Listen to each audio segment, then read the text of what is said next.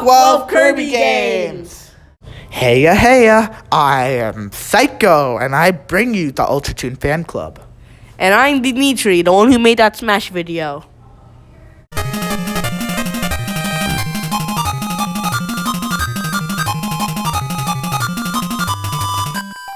Yeah, we can feel you saying, the one that started it all should never be so low, but in this series, the one that started it all isn't even remembered as the one that started it all, and for right reasons. It goes by too quick, and the stage design isn't exciting, not to mention Kirby's signature of copy abilities aren't in this entry. All of those reasons combined make it not really that fun or interesting.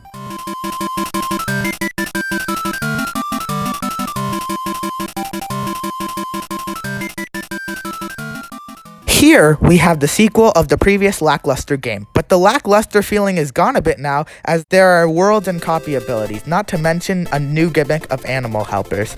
However, it still suffers from its Game Boy quality. They did try hard to make the worlds and gimmicks work, but it just doesn't snap as well as it does in the previous game, Kirby's Adventure.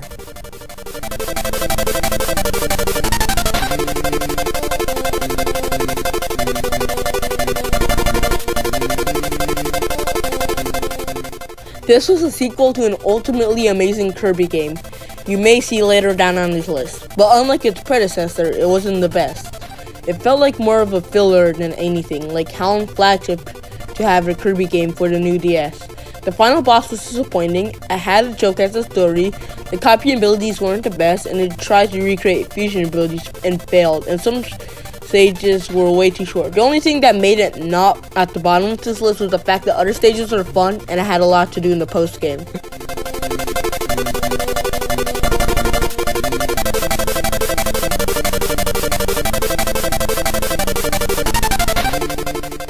This game is the newest entry in the Kirby series, but unfortunately isn't the best they could have done. They did do a good job with bringing back characters, making bosses and music, incorporating helpers and fusion abilities from past games, and with some of the stage design. However, it was overshadowed by how short the game really is and how other stages are kind of boring. They definitely showed some sort of effort into making it better with the 3 updates, but it's still not the best Kirby game.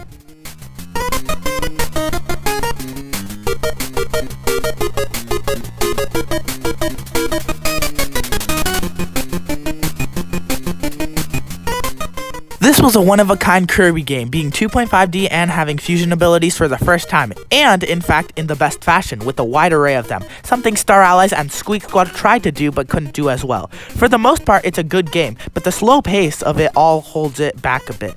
It may be a fairly big game, but the pace can be a big deal in the excitement it puts off.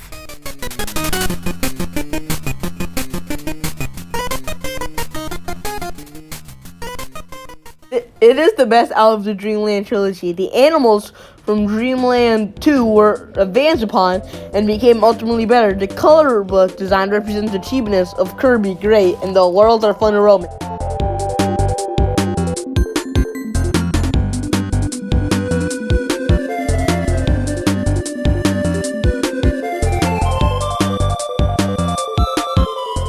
Very revolutionary to the Kirby series, as it sets standards including worlds with themes, copy abilities, and the general style of Kirby. It is a fun game to play, and special for the fact it was a fun new adventure for the people who still had an NES and haven't switched to the Super Nintendo.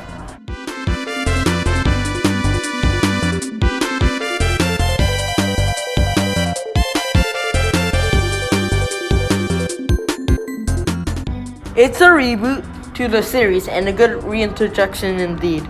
Its stages are beautiful, and for a game that's supposed to follow a simple Kirby formula, it's pretty fun. Not to mention it has the gimmick, which was only in this game, and it was amazing. It was super abilities. These were great obstacles and deserve to return.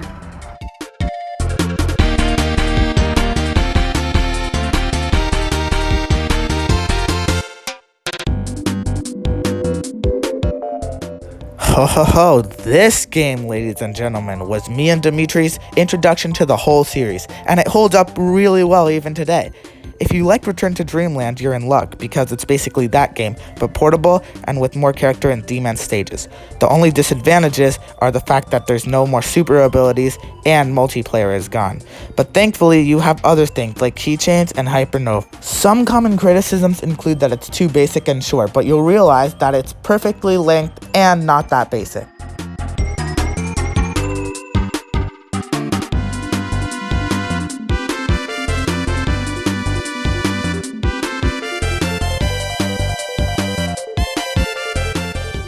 This game is significant and remembered as one of the best games on the huge library of the Game Boy Advance. This is because of the open world and how it opens possibilities for great secrets, gimmicks, and stage challenges. It's overall a very fun quest to go through. It is worthy of having the title Iconic Game Boy Advance Game.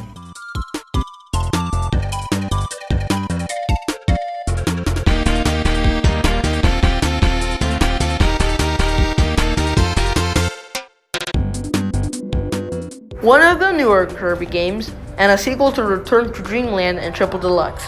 But unlike them, it manages to be the near best game in the entire series. It is mainly because of how great and fun the stages are, the mech theme, the Robobot armor, the copy ability selection, almost every other new thing it brought to the table. If you have a 3DS, you have to get it.